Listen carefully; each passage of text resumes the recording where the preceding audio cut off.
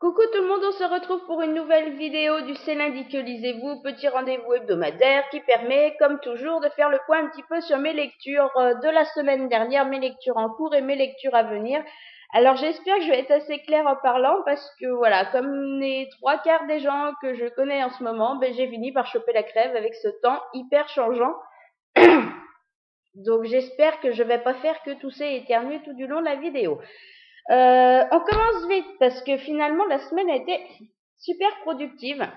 Enfin, ça a été un petit peu bizarre en fait. Il y a deux livres que j'ai lus en à peine une journée, puis il y en a un autre que je me suis traîné pendant 4 jours. Donc voilà, j'ai eu l'impression qu'il avançait pas, alors pourtant ça me plaisait. Donc voilà, on va parler un petit peu de tout ça. Donc je vous laisse la semaine dernière, j'en étais, je crois bien à 50 pages, 60 pages de la fin du tome 1 de Néphir, donc Ex Tenebris de Cindy Mesny, donc chez J'ai lu dans leur collection Darklight. Et je vous disais que voilà, moi j'aimais bien, je passais un très bon moment. Voilà, c'était un univers très particulier. C'était quand même très sombre, aussi bien au niveau des personnages que de l'univers.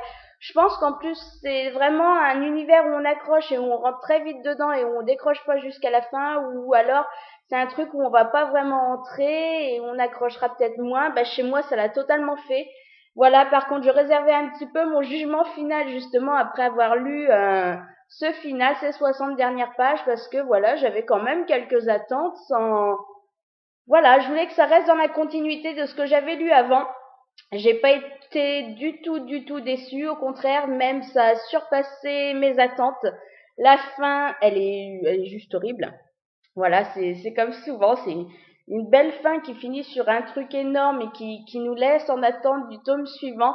Donc très très frustrée par cette fin parce que voilà, on rouge son frein en attendant la suite, mais en même temps voilà, c'est vraiment une belle fin qui donne envie de découvrir la suite. Moi, ça a été une très très bonne découverte et sans souci, je me jette sur le tome 2 dès qu'il sortira, alors d'ici fin d'année, peut-être début d'année prochaine. Ensuite, j'avais reçu lundi dernier donc le tome 1 du Baiser des sirènes, Attirance d'Anne Greenwood Brown, donc c'est chez Milan dans leur collection Macadam, et il me tentait énormément. Voilà, ça faisait depuis que je l'avais découvert, voilà, que la sortie était annoncée, qu'on avait la couverture, le résumé, tout ça, il me tentait. Donc c'est vrai que cette semaine, voilà, je me suis aussi beaucoup laissée tenter par ce qui arrivait directement dans ma boîte aux lettres. Ce qui me plaisait, ce que j'avais vraiment envie de découvrir, en général, je me suis jetée dessus, j'ai pas laissé traîner ou quoi que ce soit. Voilà, il y avait pas vraiment de planning de lecture établi pour la semaine et ça m'allait très bien. Donc je crois que je vais continuer comme ça pour le moment. Donc Attirance des sirènes, magnifique couverture. Résumé que je vous conseille la quatrième de couve de pas trop lire quand même parce que déjà pour moi il correspond un petit peu moins. Voilà, il y a un autre résumé qui tourne en fait sur internet, dont d'ailleurs sur Livre Addict, et qui pour moi correspond plus à l'essence du livre, à ce qu'on va y découvrir et qui est quand même un petit peu moins spoilant parce que voilà, là il est pas mal le résumé, mais c'est vrai que l'autre me paraît plus parlant et dévoilait moins de choses, gardait plus de surprises, donc c'est vrai que voilà, moi je l'ai lu finalement après et je me suis dit j'ai bien fait. Donc sinon le livre en lui-même, il a pas fait une journée, donc ça veut dire que j'ai adoré. Voilà, les sirènes, j'étais déjà bien motivée avant d'y aller, ça me faisait super envie. Voilà, le fait qu'en plus on suive un garçon plutôt qu'une fille, voilà, surtout on le sait, on le sent, c'est clairement établi dans quasiment tous les livres, il va y avoir une romance. Donc le fait, voilà, d'avoir un petit peu ce point de vue plus masculin, de suivre voilà, pas une gentille petite bourdasse de 15 ans qui,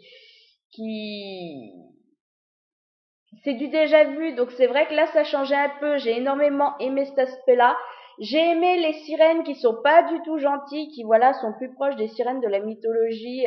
Voilà, il faut qu'elles se nourrissent en fait de l'essence des humains pour survivre. Voilà, j'ai aimé ça, ce côté un petit peu vampire aquatique.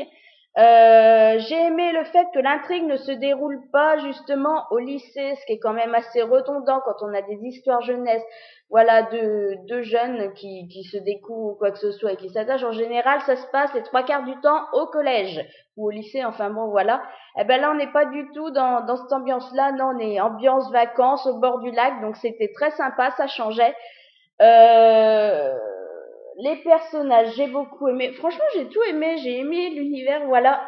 Et pourtant, ça, sur le fond, l'histoire, si on enlève le côté sirène, l'histoire vraiment de fond, voilà, c'est pas forcément de l'inédit. Maintenant, il y a ce côté vengeance, justement, parce que l'histoire toute con, en fait, sans trop vous spoiler, euh, c'est donc une famille de sirènes, donc 3 sœurs et un garçon, donc le garçon Calder, qui, qui ont vu leur mère mourir quelques années plus tôt suite en fait à une promesse qu'un humain leur avait fait. Voilà, elle a sauvé, si vous voulez, un humain de la noyade. Il lui avait fait une promesse en retour. Donc les promesses chez les sirènes sont sacrées.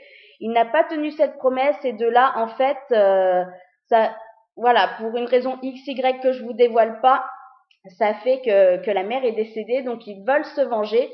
Et donc c'est un petit peu la mission de Calder, donc de se rapprocher de la famille de cet homme-là et pour que ça se passe un petit peu le plus tranquillement sans qu'il le voie venir, voilà, il va passer par le biais donc de sa fille et c'est là que ça se complique un petit peu, voilà.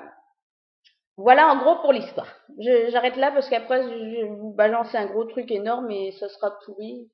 Voilà, je vais vous gâcher le suspense et j'aime pas ça du tout, j'aime pas qu'on me le fasse donc je veux pas le faire aux autres.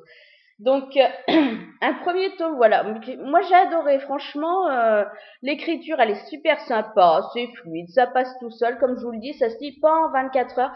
J'ai très envie d'être impatiente et de me laisser tenter par justement la suite qui est déjà sortie en VO. Donc, je pense que j'aurais pas forcément la patience d'attendre la sortie VF, à moins qu'elle soit annoncée très vite, mais autrement, je risque de me tourner vers la VO parce que voilà, plonger dans cet univers qui change de ce que j'ai l'habitude de ce que j'ai l'habitude de lire, ça m'a plu et voilà, et j'ai trouvé que justement le fait de le lire en moins de 24 heures, alors pourtant il fait quand même plus de 300 pages, c'était trop court, j'en aurais voulu encore un peu plus, donc voilà, surtout que ce tome il finit bien, ça pourrait limite s'arrêter là. Il me semble que c'est une trilogie, mais voilà, c'est bien, c'est la fin d'un premier chapitre et c'est vrai que c'est bien, mais j'ai envie d'y retourner, donc voilà, c'est possible que d'ici quelques semaines, je me laisse tenter par la VO et le tome 2. Surtout que ça y est, mon appétit de VO repart, donc j'en profite.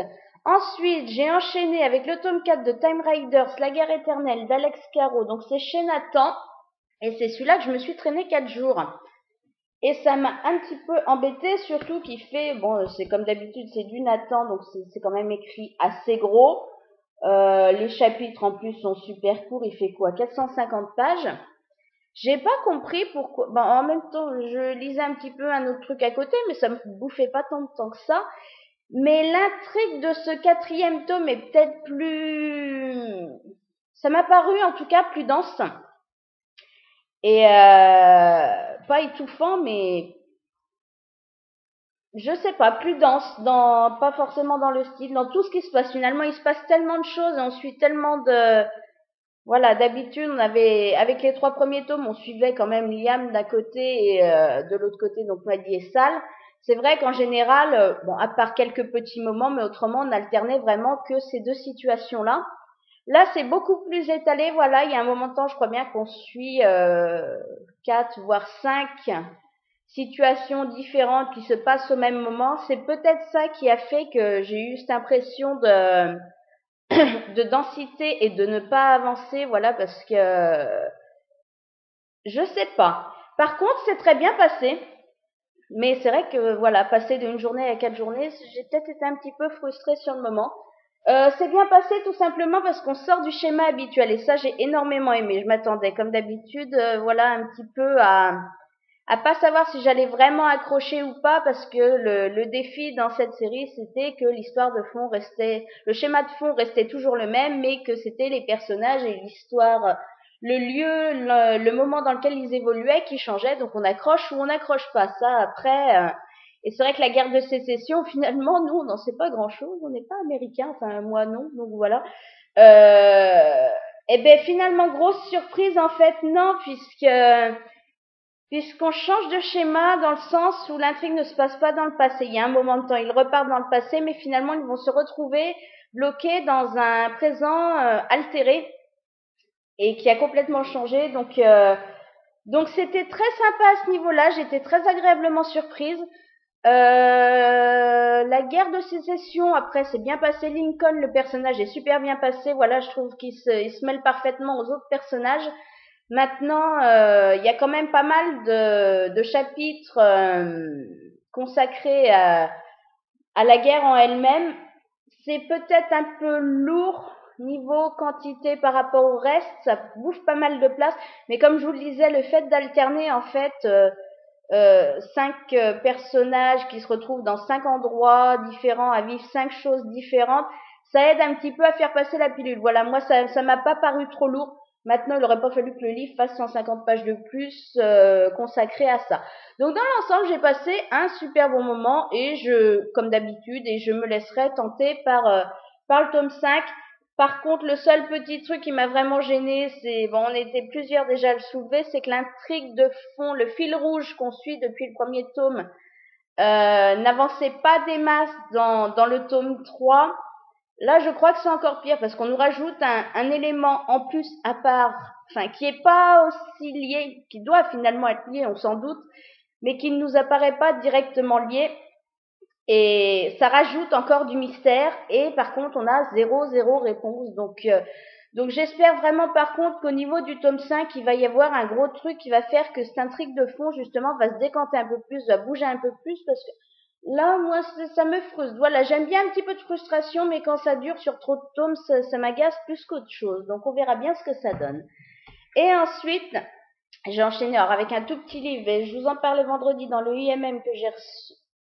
Un tout petit livre que j'ai reçu vendredi, donc dans le IMM. Ouais, bref, on s'est compris. Qui fait 200 pages, qui m'intriguait énormément. Donc, La fille seule dans le vestiaire des garçons d'Hubert Benkemoun. Donc, c'est chez Flammarion et ça sortira début mai. Voilà. Sur le principe, l'histoire, vite fait. Donc, on va suivre Marion. Marion, qui est une adolescente un petit peu comme les autres, voilà, elle est un petit peu gauche, elle sait pas un petit peu comment se comporter forcément avec les garçons, surtout que voilà, elle a quand même, elle vit avec sa mère et son frère, voilà, leur père s'est barré, il les a laissés tomber, il s'est trouvé une nouvelle poule toute jeune, toute fraîche, et puis il s'est barré avec elle, il les a carrément abandonnés, donc elle a pas super confiance à la base dans les hommes. Donc en plus, elle a 15 ans, 16 ans. Elle est pas super douée, un peu gauche, et c'est vrai que voilà, ben un jour au lycée, en fait, elle va un petit peu lycée ou collège, je sais même plus. Elle va un petit peu humilier justement la superstar, le garçon que toutes les filles sur lequel toutes les filles fantasment. Donc voilà, elle l'humilie, lui va vouloir se venger d'une autre façon. Elle va se revenger par-dessus, donc c'est vrai que c'est un petit peu l'escalade, voilà, ça démarre d'une situation toute con qui dérape un petit peu, et finalement ça va être l'ascension, voilà, et les choses ont vraiment démarré parce que rendu voilà, c'est un espèce de match de ping-pong et qui monte un petit peu à chaque fois et ça va vraiment dégénérer. Donc ça fait partie d'une série, c'est un tome 4, mais chaque tome en fait traite d'une émotion différente, et ici c'est la rage. Donc, ça se lit, je sais même plus ce que je viens de dire il y a 2 minutes. Je sais pas si je l'ai dit, ça se lit indépendamment. Bref, au pire des cas, ça fera doublon. Il vaut mieux le dire 2 fois que pas le dire du tout. J'ai beaucoup aimé le style, beaucoup aimé la simplicité. Voilà, le fait qu'on rentre très vite dans l'intrigue. Voilà, on nous fait pas tout un baratin. On tombe très vite dedans. Ça m'a paru super bien raconté, réaliste. Pas surjoué ou quoi que ce soit, voilà, même quand Marion s'énerve ou quoi que ce soit et est complètement stressée, on la comprend parce que voilà, voilà, l'excès de rage qu'elle a à un moment de temps et l'envie de se venger et le fait de ne pas se rendre compte des conséquences de ses actes, ben voilà, je pense qu'on a tous eu un moment où voilà, dans une certaine situation, on réfléchissait plus forcément correctement et voilà. Donc je sais même pas trop quoi en dire comme ça. Je pense que ça sera plus clair en chronique. Faut que je vois. Je pense qu'elle va pas être super évidente non plus à faire. Je vais pas en dire plus dans la vidéo parce que là, je sens que je m'enlise quand même un petit peu. Mais c'était en tout cas une très bonne découverte et voilà, pour le coup, j'ai bien envie de regarder à quoi correspondent les 3 premiers tomes. Mes lectures en cours. Alors finalement, la semaine dernière, j'ai quasiment fait que de la lecture jeunesse. J'en avais entamé une autre et puis ça faisait peut-être un petit peu trop. Donc hier, j'ai décidé de me ressortir un peu plus. Voilà, je dois parler vendredi. J'étais rendue à 50%. Et puis hier, en fait, j'avais voilà envie de lecture plus adulte, de quelque chose de plus concret. Donc j'ai ressorti j'ai continué plus intensivement le tome 11 de la confrérie de la Dame Noire, donc de J.R. Ward, le la grosse édition anglaise, et j'en suis rendue, je sais plus, ce matin, je crois que c'est à quasiment 70%. Ouais, voilà, dans les pages 400, alors qu'il fait pas 600 pages, c'est ça. Euh, J'en avais pas encore parlé parce que ça passait bien, mais c'est vrai que je le savourais. Maintenant, il devient très difficile vraiment que je fasse des pauses. En général, voilà, les chapitres s'enchaînent. Donc, qu'en dire vite fait sur ces quasiment 3 premiers quarts du livre? Je me régale. Voilà, depuis le temps qu'on l'attendait. Ah, je suis pas déçue. Voilà, l'attente a été super longue entre le tome 10 et le tome 11. Bon, il y a eu qu'un an, mais enfin, comme l'autre, je l'avais lu aussi dès la sortie, ça m'a paru super long. J'avais des attentes monumentales parce que voilà, au niveau du couple, au niveau de tout ce qui était amorcé et tout, c'était quand même, là, fallait pas qu'elle se loupe. Eh ben, elle se loupe pas du tout. Pour l'instant, je suis sous le charme au niveau de voilà au niveau de l'histoire en elle-même, au niveau de tous les personnages qu'on recroise. Alors on a tout ce qu'on veut, du John, du Queen, du Blade, la Leila, du X-Core. On a même le retour des éradiqueurs. Qu'est-ce qu'on a encore tout. Il y a des nouveaux aussi qui viennent se greffer. Voilà, on retrouve en plus 13 et Ayam, donc les morts qui bossent au club de Revenge. Voilà, donc on a énormément de situations qui se mettent en place, il se passe énormément de trucs. C'est juste une horreur au niveau de la relation amoureuse mise en place dans ce tome-là. Je donne pas de nom parce que je sais même pas si voilà. Moi je sais que je suis à jour dans la série, mais pour ceux qui sont rendus au tome 3, ils savent peut-être pas forcément qui concerne ce tome 11, donc voilà. Pas de citation, mais c'est juste une horreur. Oh là là, j'ai le cœur qui fait boum boum boum boum boum. Voilà, quand il y a certains trucs qui se passent mal, je me dis mais merde, c'est pas possible. Comment vous compliquez la vie? Faites plus simple, avouez-vous les trucs, franchement. Enfin, je suis en train de virer complètement tabayot en lisant ce livre, mais j'y prends un plaisir monstre. Donc voilà, c'est une de mes lectures en cours, mais c'est vrai que celui-là, c'est quand je suis à la maison, il est pas forcément super pratique à trimballer. Voilà, quand je m'en vais faire ma prise de sang dans la salle d'attente ou quoi que ce soit, bizarrement, j'évite de me le trimballer. Donc, parti comme c'est, je sais même pas s'il sera pas fini dès la semaine prochaine. Mais enfin, en tout cas, comme je vous dis, je me régale. Ma lecture secondaire, donc que j'ai juste entamée, qui est donc jeunesse, donc que j'entame tout tranquillou en parallèle du tome 11 de la confrérie, c'est donc le tome 3 des Loriens, La révolte des Neufs de Pittacus Lord. Donc c'est chez J'ai lu, voilà. Pour l'instant, j'ai lu 3 chapitres, hein, donc j'ai pas vraiment beaucoup d'avis. Par contre, ce que j'aime bien, c'est que justement ces 3 chapitres reviennent reviennent sur les événements de fin de tome 2. Donc moi, c'est vrai que je l'ai lu il y a 1 mois et demi ou 2 mois, donc c'était encore frais en tête. Et ben, pour les personnes qui l'ont lu à la sortie l'année dernière, ça va être beaucoup plus facile de replonger dans ce tome 3 que ça l'avait été dans le tome 2. Parce que voilà, je trouvais que le tome 2, justement, je m'étais fait le revisionnage du film parce que j'arrivais plus à remettre les choses. Et là, par contre, ça commence bien, ça nous rappelle, voilà, vraiment les événements important du tome 2, ce qui s'est passé enfin, et on les retrouve justement très peu de temps, ça doit être le lendemain ou quoi que ce soit, de la fin des événements du tome 2, donc on replonge tout de suite dedans. Maintenant, au niveau de l'histoire, je peux pas vous dire si ça avance ou quoi que ce soit pour l'instant, donc de toute façon, je vous en reparle la semaine prochaine. Et mes lectures à venir, je n'en ai sorti qu'une parce que je pense que je vais rester justement dans la même optique, pas sortir trop de trucs, quitte à me laisser tenter justement par ce qui arrive ou quoi que ce soit et qui me tente vraiment sur le moment. J'ai sorti ce que j'avais prévu de sortir donc en fin de semaine et que finalement j'ai un petit peu repoussé parce qu'autre chose me faisait envie sur le moment et puis parce que aussi j'ai lu voilà, j'étais très tentée et j'ai vu en fait pas mal d'avis passer où certains attendaient quand même plus, voilà, sans aller voir les avis, mais dans les impressions, s'attendaient un petit peu quelque chose d'un peu plus travaillé que ça ou quoi que ce soit. Donc sur le moment, c'est pas ce qui me tentait le plus. Maintenant, je veux le lire cette semaine justement avant de voir trop d'avis passer et de me faire influencer ou quoi que ce soit. Voilà, surtout que ça devrait quand même se lire vite. Il fait 400 pages, mais toujours pareil, c'est du Nathan, donc en général, voilà. Donc voilà pour mes lectures, mon point lecture de la semaine. Ça va être tout. Le IMM est fait. Donc au pire des cas, de toute façon, on devrait se retrouver lundi prochain pour faire un nouveau point lecture, à moins qu'il y ait de l'imprévu entre-temps. À moins que je puisse tout simplement pas faire de vidéo parce que j'ai pas le temps ou que j'ai tout le temps du monde dans les pattes. Bon, au pire des cas, ça devrait être par écrit. Je vais pas vous déranger plus longtemps. Je vais vous souhaiter une bonne semaine et de toute façon, on se dit à très bientôt.